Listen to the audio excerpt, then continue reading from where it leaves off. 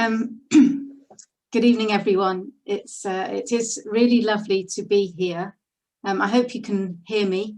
It's particularly lovely for me because whilst I am physically in Somerset at this moment in time, it's great to be back in Devon.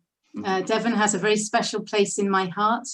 I started my training as a teacher in Exmouth, which is in Devon, and then had the great joy to come back quite a number of years later to work for the diocese with fantastic people, and spent 10 years in Devon as part of the diocese. And now I'm working for Clifton, which is just next door.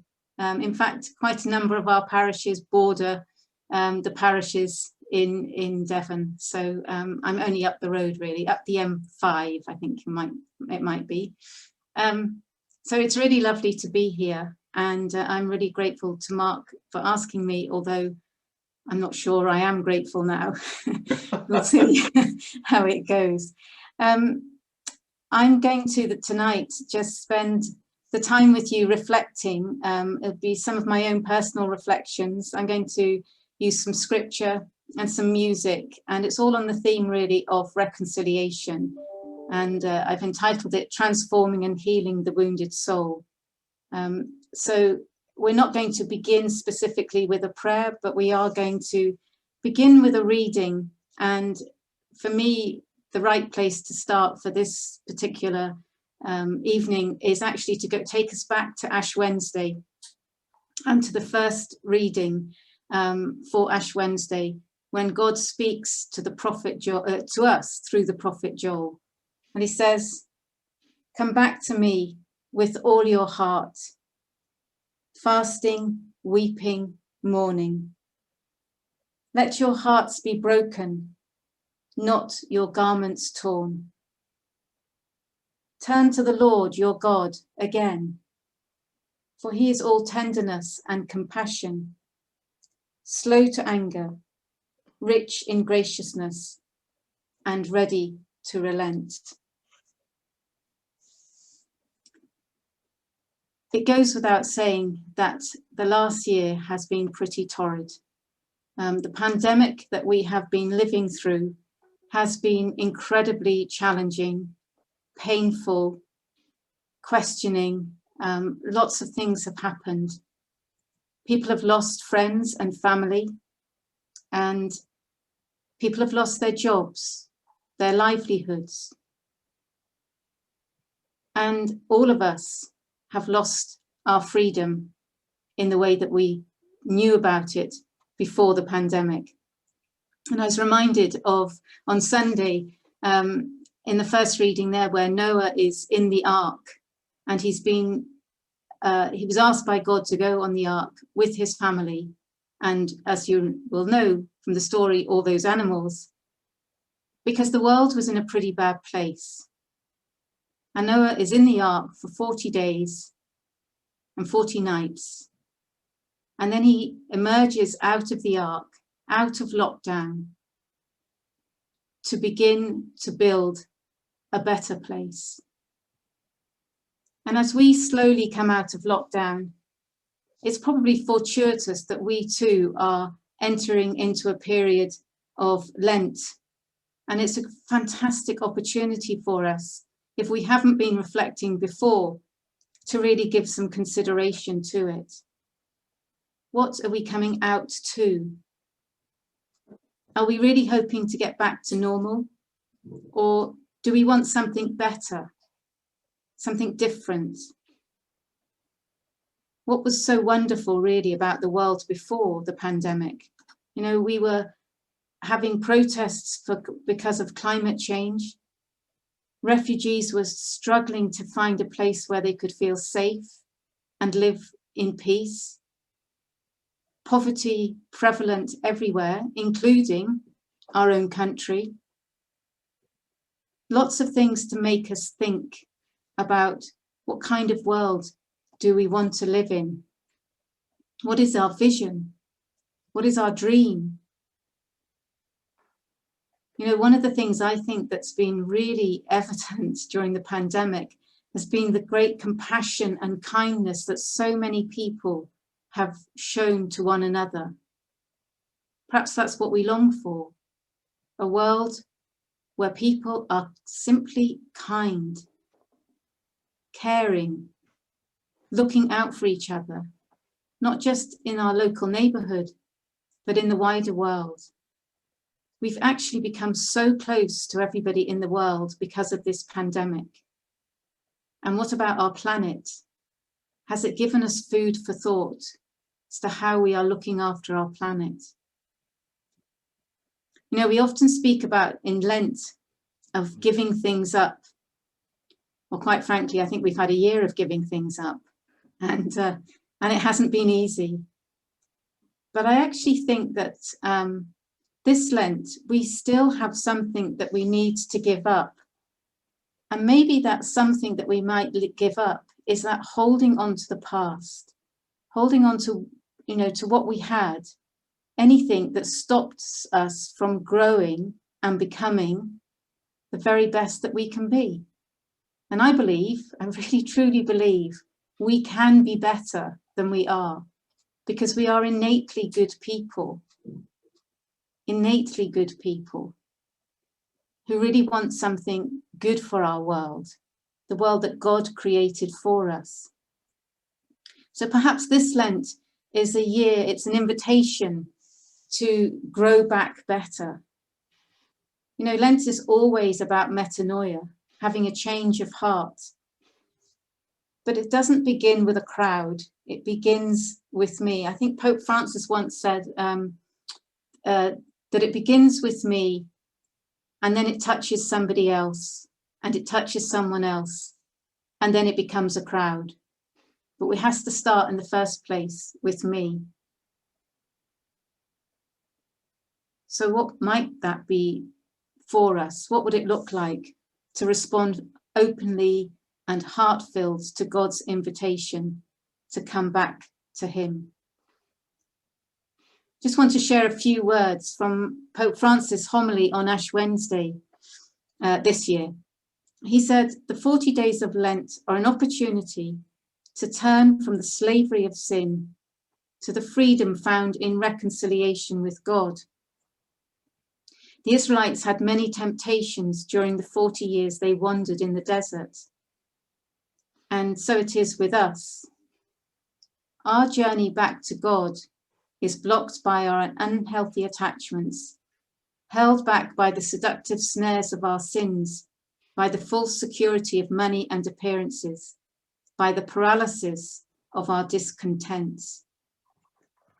To embark on this journey, we have to unmask these illusions. They're tough words from Pope Francis. They're not soft. They're a big challenge to us. He goes on to say that the beginning of the return to God is the recognition of our need for him and his mercy, the need for his grace. This is the right path, the path of humility. And he says that Lent is not so much about the little sacrifices we make, but about realizing where our hearts are oriented and turning them back towards relationship with God. Lent is a journey which involves our whole life, our entire being, he said. So what I'd like to do tonight is to try and unpack that a little in terms of ourselves and what that might mean for each one of us, to help us to see how we make this journey personally towards God. And we all know that the journey began, the Israelites began with one man, and that man was Moses. And I'm very fond of Moses. I like the story, I like what he did. But we have to remember some of the things about him. So I'm just going to read from the scripture. Now Moses was tending the flock of Jericho, his father-in-law, the priest of Midian, and he led the flock to the far side of the wilderness and came to Horeb, the mountain of God. There the angel of the Lord appeared to him in flames of fire from within a bush. Moses saw that though the bush was on fire, it did not burn up. So Moses thought, I will go over and see this strange sight, why the bush does not burn up. When the Lord saw that he had gone over to look, God called to him from within the bush, Moses, Moses. And Moses said, Here I am. Do not come any closer, God said. Take off your sandals, for the place where you are standing is holy ground. Then he said, I am the God of your father, the God of Abraham, the God of Isaac, and the God of Jacob. At this, Moses hid his face because he was afraid to look at God. I've always liked this account of Moses coming face to face with God. I can relate to his fear because we all know that Moses knew that he was not worthy to stand in the presence of God. After all, he had killed another man, amongst other things. He was just like us, a sinner. So it's probably a good place to start Lent, to take off our shoes in humbleness and awe of the God who loves us just as we are and longs to love us back into life. A God who resides deep within each one of us. We might call this place our soul, the deepest part of ourselves, and because of that, perhaps at times one of the most neglected parts of who I am. For me, the soul is the very place where God speaks to my heart, heart to heart. And sometimes, I'll admit, I just don't want that meeting because I know that I am wounded and it can be painful to look there. But I have to go there because it's only in doing so that I can be healed and grow to be the person that I'm called to be. I'd like to suggest, forgive me, that all of us are wounded in some way. And for the very reasons that Pope Francis suggests, unhealthy attachments, things that stop us from loving in the way that we are called to. And how we embrace our need to move forward, our need to change, will be different for each one of us. But I would like to suggest that by allowing ourselves to stand humbly before God, we will encounter hope and peace. Hope is the very thing that we need, because with hope, we know that things can be better if we want them to be. And it's here to this place that God invites us to come.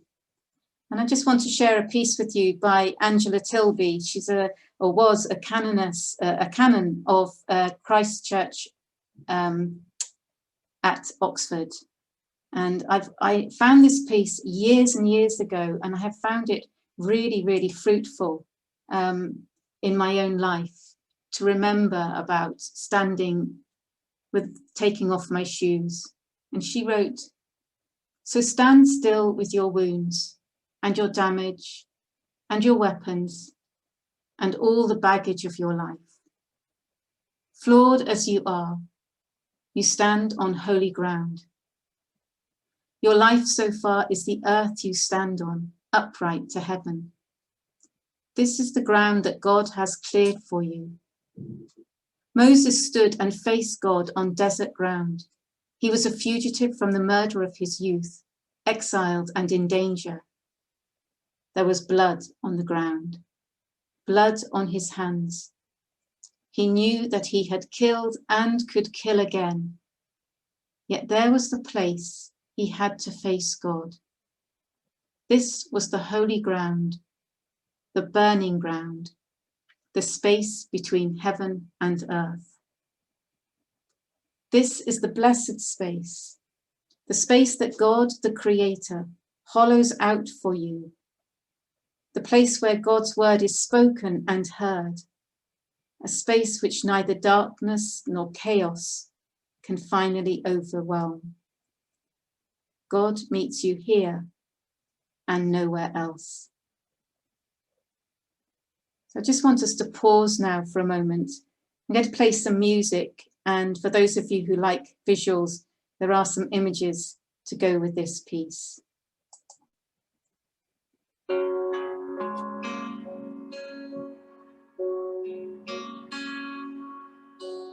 Come to me, don't be afraid. You're not forgotten, not betrayed. I will keep you safe from harm. Like a child protected in my arms.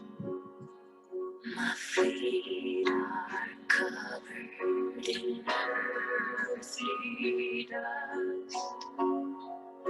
Feel my faith, know my trust. As a token of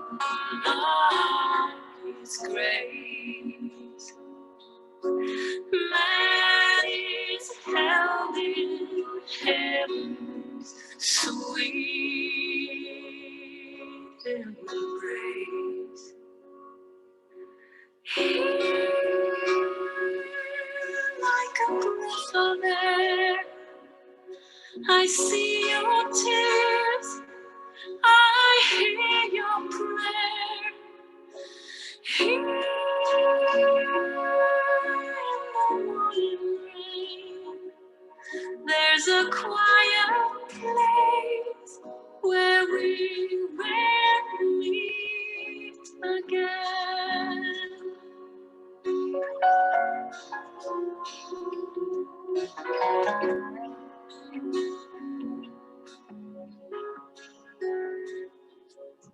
Your eyes are weary, your body weak. Let me be the peace you seek. Let my love guide you through the dark. Be the voice that whispers in your heart.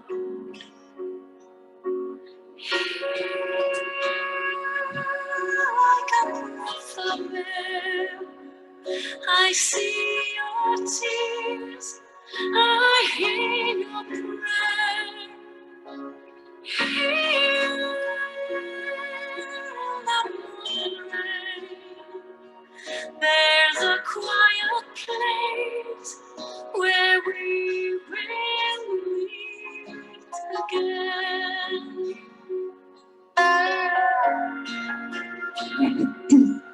Where we will meet again.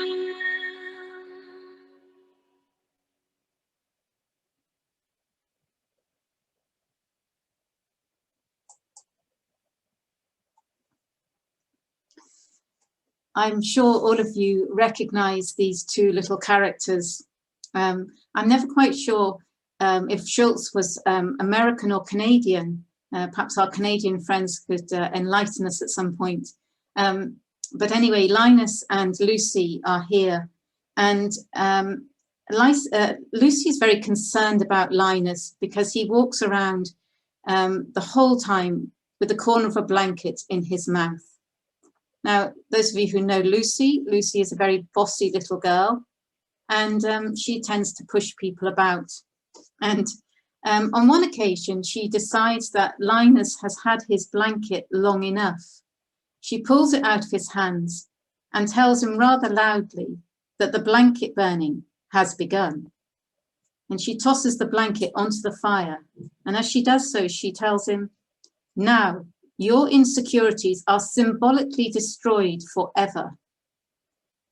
There, you are now free from this terrible hold on you. You are a new person."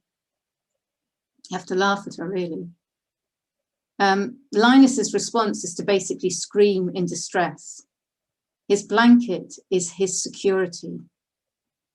And we might think that Lucy is incredibly cruel, but somehow she understands that though Linus thinks that he needs his blanket, sooner or later, he will have to let it go if he is to move on in life. But letting go can be a real struggle. When Jesus died on the cross, his disciples were full of different emotions.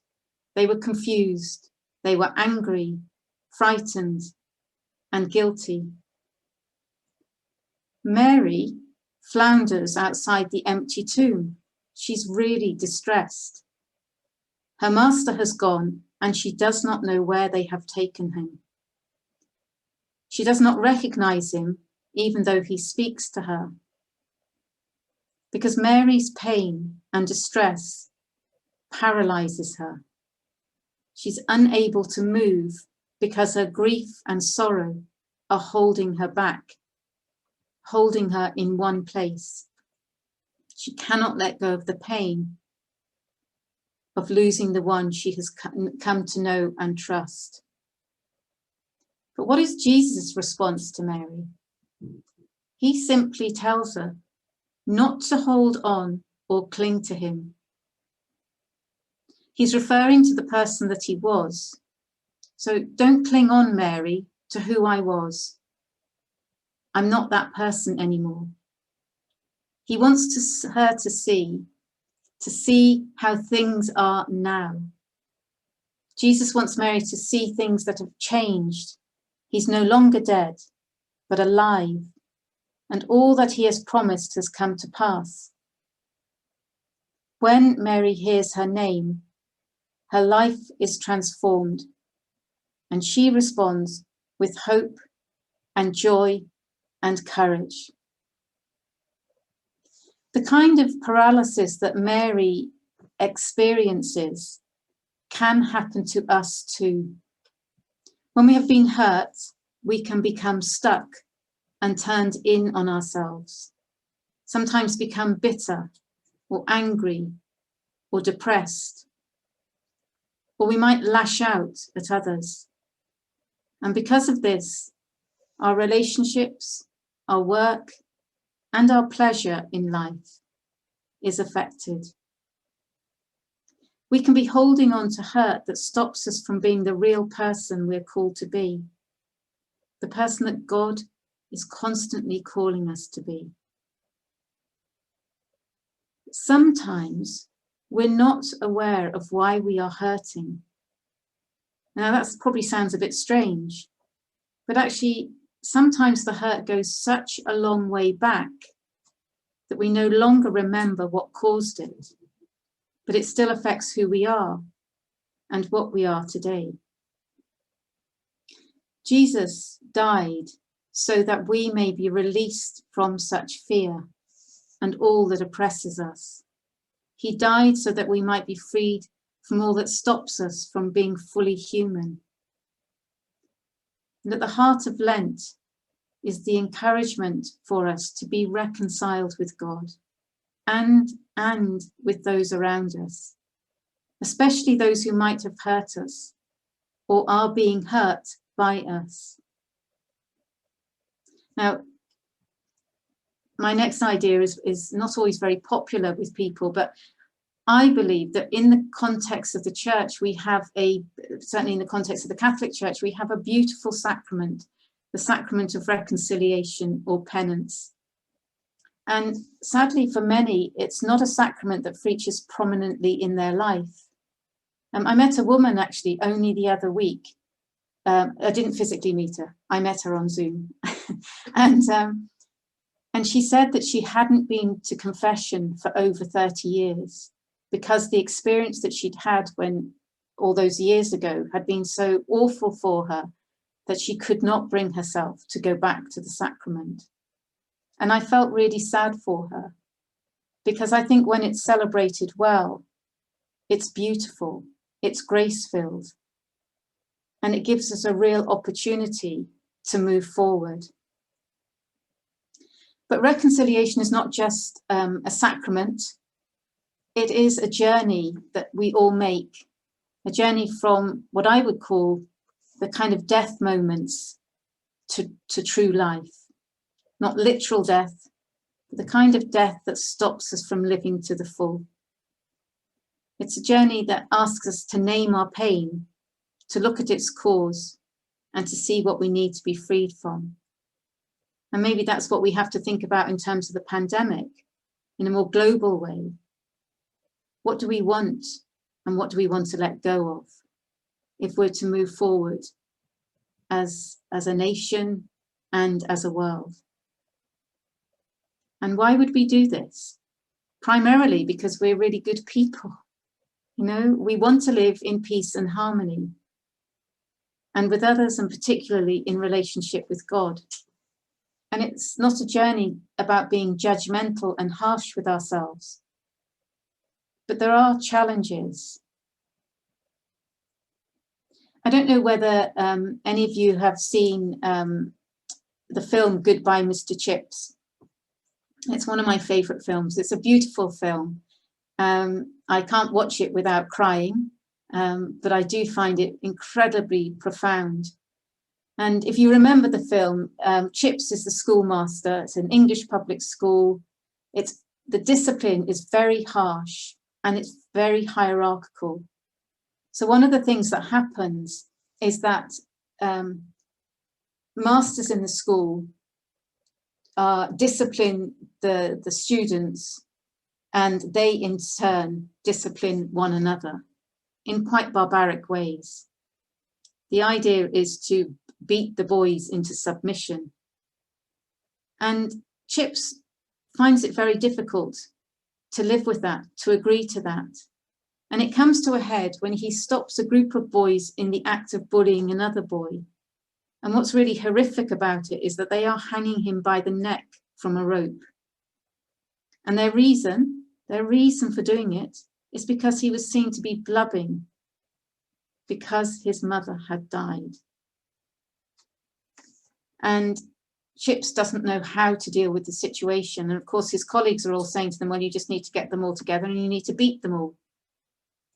And his wife, Mrs. Chipping, argues with the headmaster that his way of treating the boys is barbaric and it isn't helpful.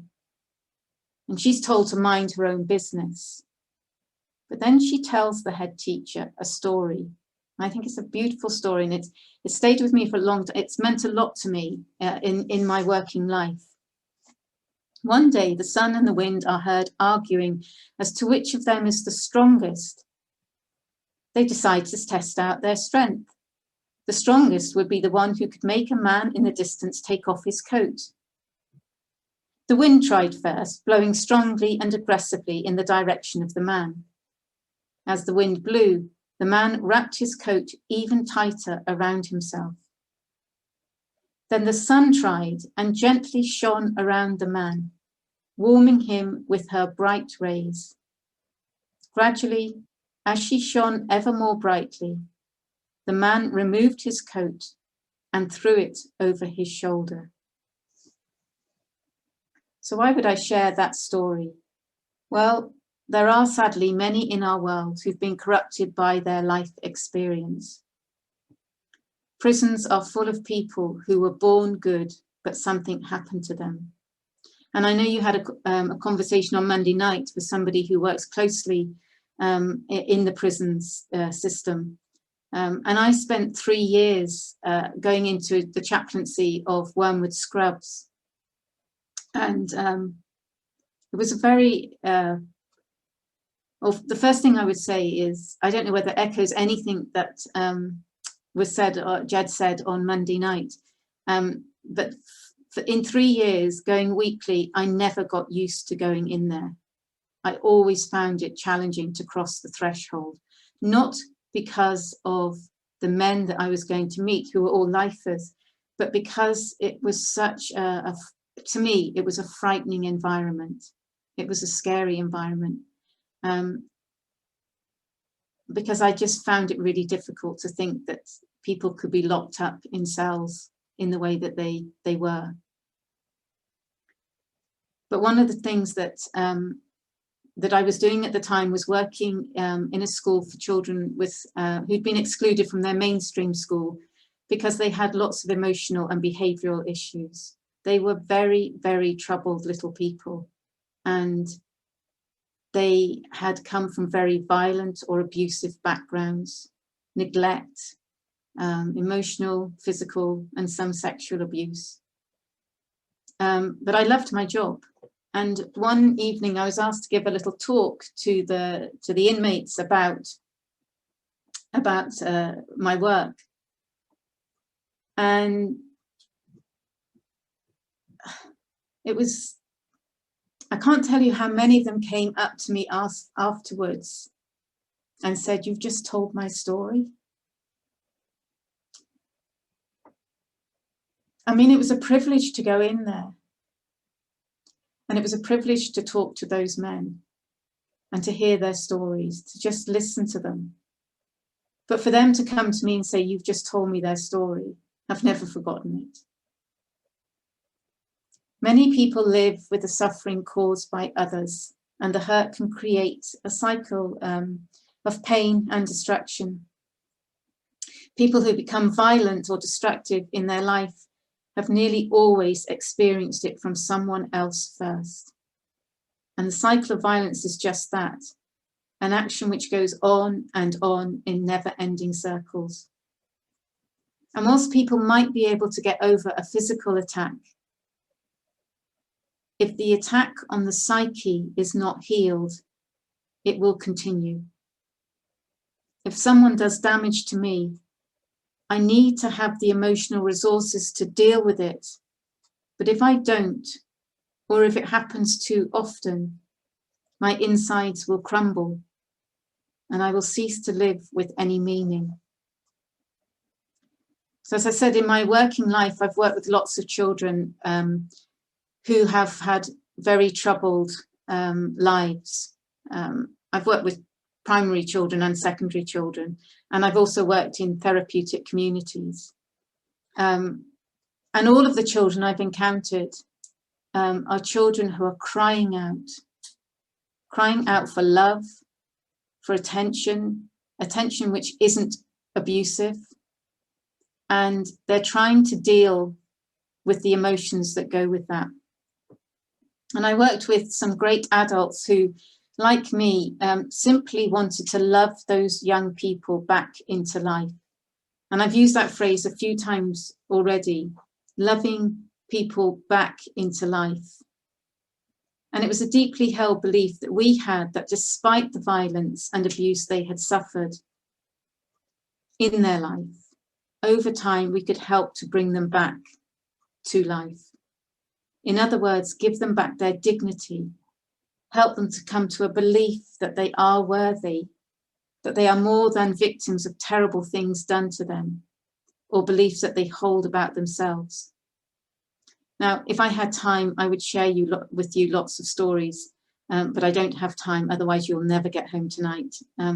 But I'll go home. Honestly, you think you were all going home. Anyway, to come off the stream. But I do want to tell you about one young man who had a profound effect on me and my faith, and changed me and transformed me.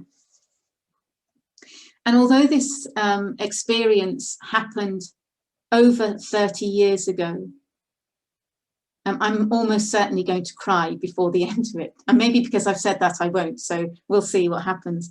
But I want to tell you the story of James. When I first met him, he was sat at his desk wearing a black jacket with a hood over his head. And he refused to take it off. James was not of a mind to communicate with me in a manner that anyone might expect. He was silent, he was sullen, or he simply swore at me, kicked me, punched and spat. He never wanted to do any work. But you know, I liked him. I really liked him. And over time, we managed to find a way of communicating with each other. I would use normal communication and he would use his physical communication. But there were times, for example, I used to play football. I had 6 boys in the class. As I say, it's, you know, a school for children who've been excluded. And I had 6 boys and I would go out and play football with him. And as time went on, instead of actually directing punches or kicks or trying to trip me up, the arm would go around my neck, but it would be a little less tight than the time before. And so it, you know, James gradually began to still be aggressive and challenging, but he was beginning to shift a little. Over time, I learned that he was the eldest of 7 children. His mother was 24. I'll leave you to do the maths. His father was violent, but no longer at home. And Mum's live-in boyfriend was 17. They lived in a 2-roomed flat, all 9 of them, in a 2-roomed flat in a very deprived and rundown part of London. Now, I need to keep this short, but following a long year of battles with these children and some really lovely moments as well, I will just add in one because it'll probably just make you laugh. It makes me laugh every time I think about it with horror. When I first knew them, when I first was their teacher, I used to read them a story on a Friday, last thing on a Friday. And the first time I did it, I was reading happily away, and then I looked up and the only person left in the classroom was the classroom assistant. They had all bolted and they were to be found on the roof at the end of the field, some considerable way. It never happened again, not because I did anything, but because I was a bit more canny after that. I sat with my back to the door so they couldn't escape. But I then persuaded 5 friends, a woman and 4 seminarians to come on holiday with me with the children. And they were brave enough to say yes. Now, it was the days when risk assessments and DBS checks and all of that did not exist. So we just organised it, we raised the money and we took them to Wales. And as I say, by this time, things had begun to shift with the children. And James in particular, you know, not one meal went by on that holiday when he wouldn't offer to wash up and to set the tables for the next meal. Exposure to the sea, the countryside, horse riding and barbecues with 4 excellent male role models, which none of the children had, really helped. And the trip went really quite well. I was quite pleased with it, really. We didn't have any major fallouts, which was good. The children didn't have to pay, but if they wanted any money to spend, they were allowed to bring £5. And they were given £1 each day to spend. At the end of the week, James, who had not spent any of his money, spent it on presents for his little brothers and sisters. And on the last day, we took a boat to Caldy Island.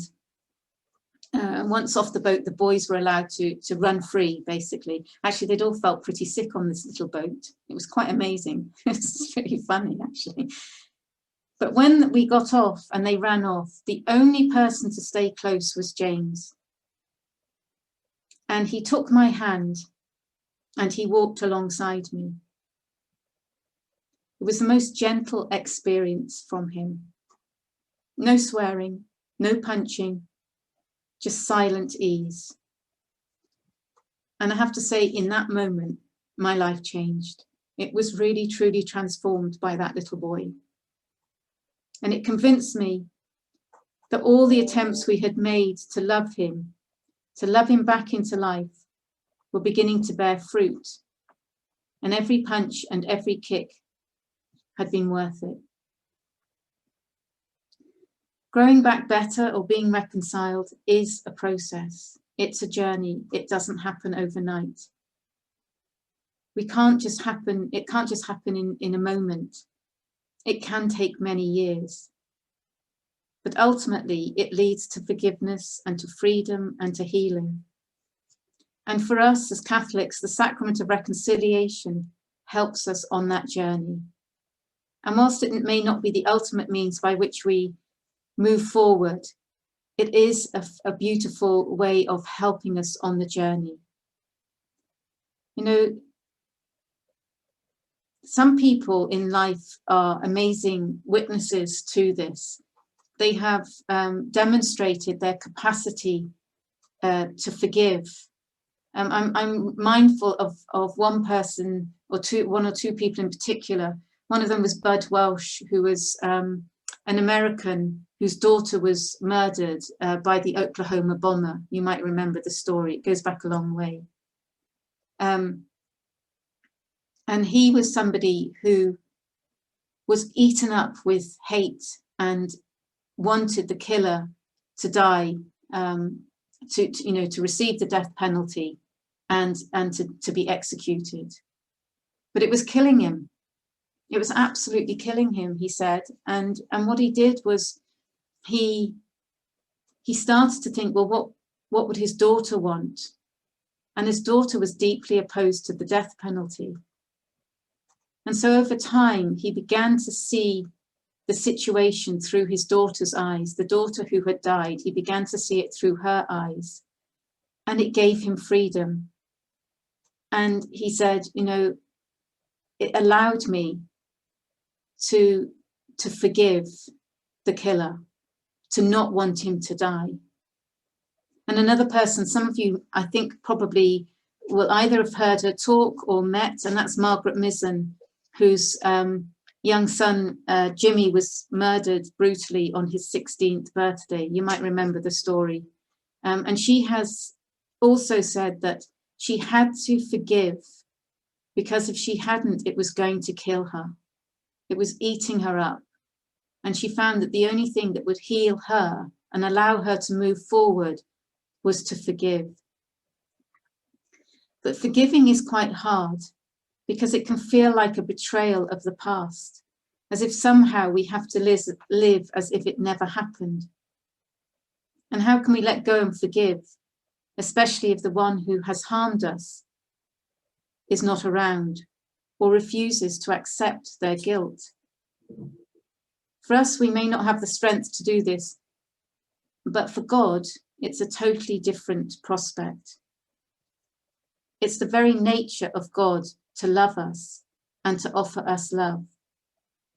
And the love that comes from God also brings forgiveness and a chance to renew our relationships and to begin again. It's a chance for us to have a different future, one that's not dictated to us by what has happened in the past. If anything, it takes months or years of telling and retelling our story. Forgiving does not come easy to us. Harder still is the struggle we have seeking forgiveness for wrongs that we may have committed. Yet the capacity to forgive and be forgiven is necessary if cycles of violence are to be broken. Not to do so is to give nourishment to the natural feelings that grow as a consequence of harm. And then we can lose sight of our own identity and our own humanity. The thing I think we have to remember is that in forgiving, we're not expected to forget. Actually, it's when somebody says, come on, you need to forgive and forget and move on. It's wrong. We have to remember. We have to remember the person that we were so that we can become that person again. And so I kind of struggle when people do say, come on, you need to forgive and forget. You need to just move on, let it go. Well, it's not as easy as that. But the decision to act against this is the choice that all of us have to make if we are to shape our own identity and not allow the one who has harmed us to deny the truth of who we are. For Bud Welsh, it was his faith and his desire for healing that led him to forgive his killer. And his act of forgiving, he says, freed him more than it freed the killer. He found peace and freedom and the chance to once again think of his daughter with joy. So, it's not long. I'm coming into land soon. But I just want to say, perhaps the greatest stumbling block to reconciliation is the belief that forgiveness is given and received by our own personal effort. But actually, we need God in all of this. It's a movement that God offers us. And it would take superhuman efforts to find the strength or commitment necessary to make personal changes to allow oneself to be forgiven or to forgive. However, if we are prepared to look for opportunities, however small, to forgive and be forgiven, we may be surprised by how they come in the least unexpected moments. It's something like practicing forgiveness. There are often opportunities and we can miss them. As Christians, we're called to embrace a life of forgiveness, which means being open to the possibility of a change of heart in ourselves or in the one who has damaged us. And that's why the church offers many ways of healing, many ways of going down the route of reconciliation. It involves different kinds of rituals. Too many to go into this evening. But if we can embrace what the church offers, there is a chance that God's movement within us could move even faster. So I just want to finish by offering you a few words from a wise monk, and then a little poem and a piece of music by way of a prayer to finish. These are the words that come. Once upon a time, a great samurai warrior with 2 great swords hanging from his belt approached a monk and said, "Tell me, holy monk, about heaven and hell." The orange-robed monk looked up at the warrior from where he sat and replied in a quiet voice, "I cannot tell you about heaven and hell. You are much too stupid." The samurai warrior was filled with rage. He clenched his fists and gave a fierce shout as he reached for one of his swords. "Besides that, you are very ugly," said the monk. The samurai's eyes flamed and his heart was incensed as he drew his sword.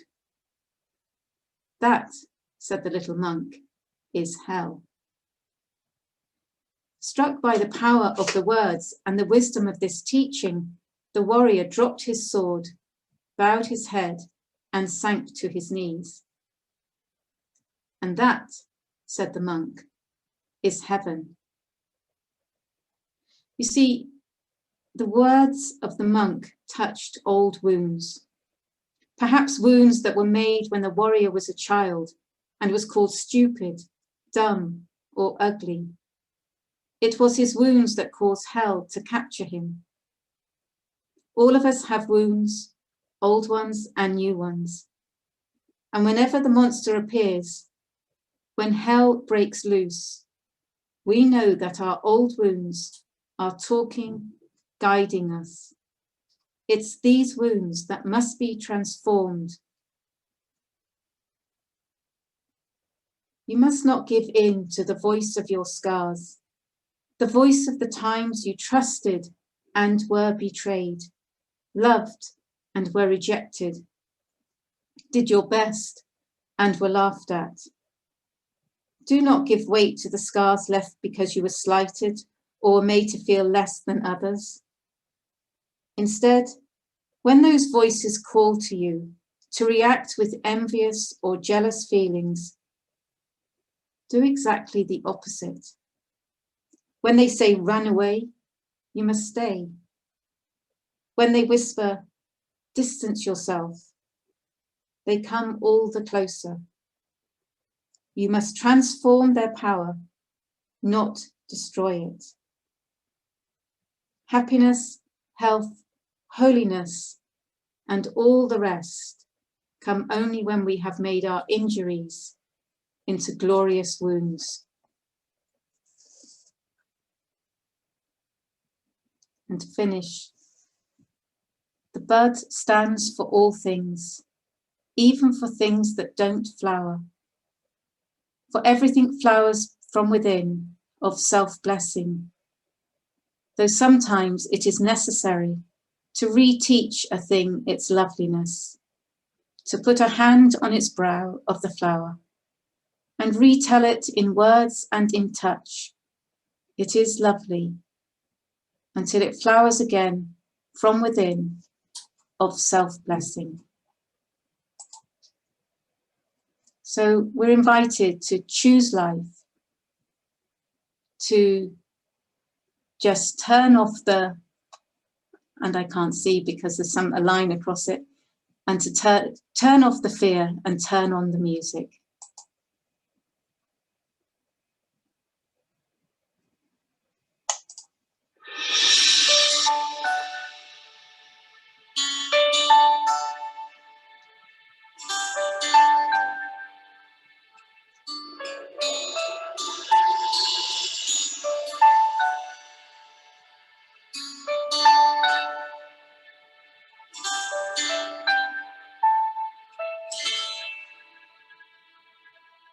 In the stillness of our hearts, God is loving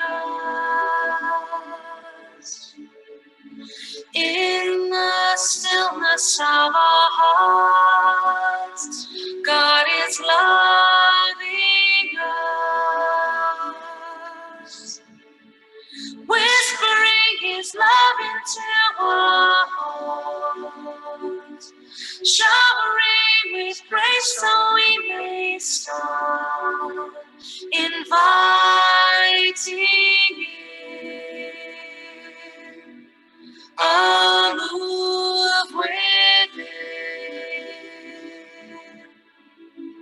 In the stillness of our hearts, God is loving us. Pray that we receive.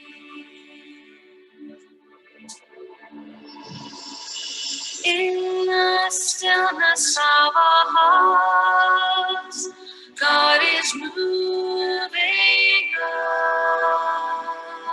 us. In the stillness of our hearts, God is moving us.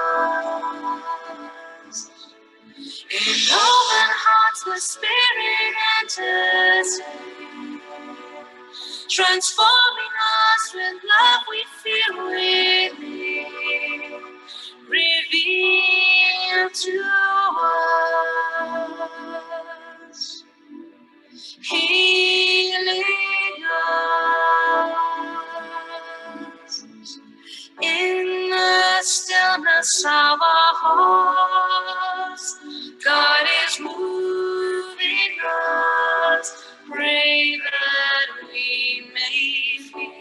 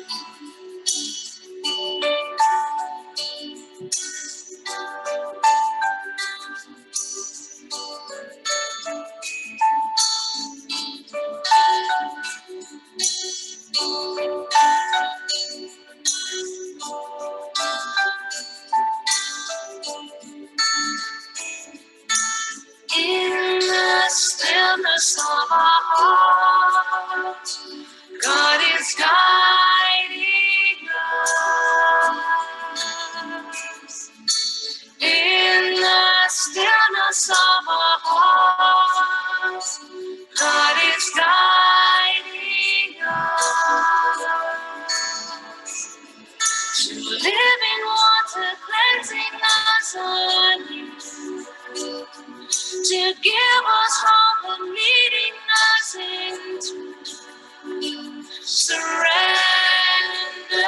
me. All within, in the stillness of our hearts, God is guiding us. Pray that we believe. Pray that we may